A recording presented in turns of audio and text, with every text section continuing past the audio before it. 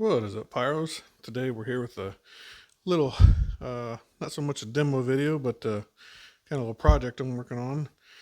This is a 8 shot rack from T-Sky called Memorial Day. I picked up here a while back, and unfortunately, when I went to move it, this tube busted from the base, and so did this one. So what I'm going to do is remove the cardboard around it. Hopefully all the fusing is still intact, and we will go from there. So I'll be right back. Okay, we are back. We got the cardboard off, and like I figured, good thing I didn't just try to light this, because as you can see, that this one is the main one that pulled out, broke.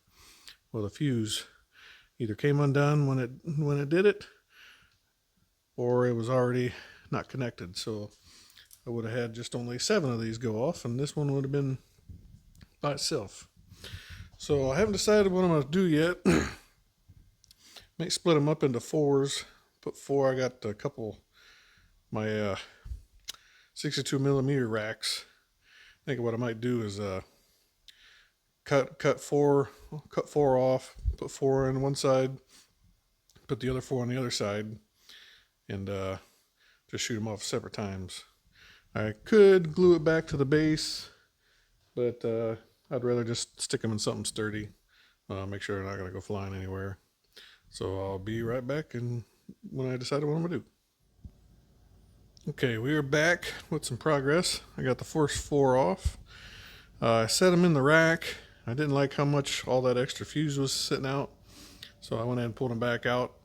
Put a little tape on there so when the first one lights, it don't light the other ones prematurely, so it still shoots off like it's supposed to. I did add a little extra fuse on there because it quite wasn't sticking out enough for me to hook an igniter on there when I get around to lighting it off. But as you can see there, and there's where I cut the end off there, just a little extra fuse to keep the hole plugged. But they fit in there real nice, and once I'm all done with the other one, I'll have the finished product. So I'll be right back. Okay, we got the other 4 all separated. We'll be starting to lighten her up right there, heading this way. Connected to where that fuse was busted out, stuck it in there, pushed it all the way into the far as I can go, taped her up so hopefully it stays secure. And I'll throw a little tape on there so it don't light prematurely, and hopefully, like I said, what I'll do is I'll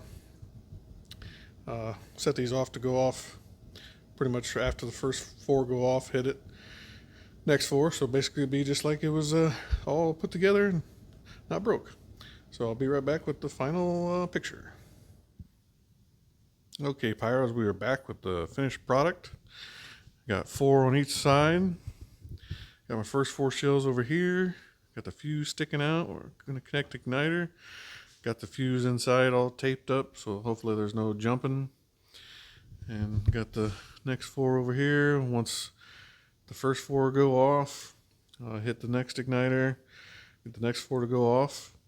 And hopefully we'll get my 8-shot rack. And just like it was never broken or busted.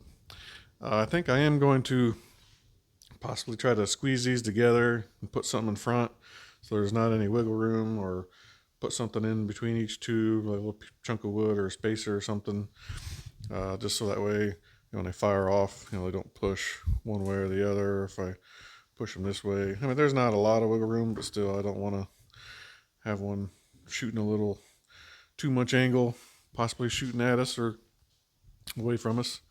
I'm going to be at plenty of good enough distance, so should be plenty safe enough. But just wanted to put a little disclaimer out there also. Don't try this at home. Leave it to the professionals.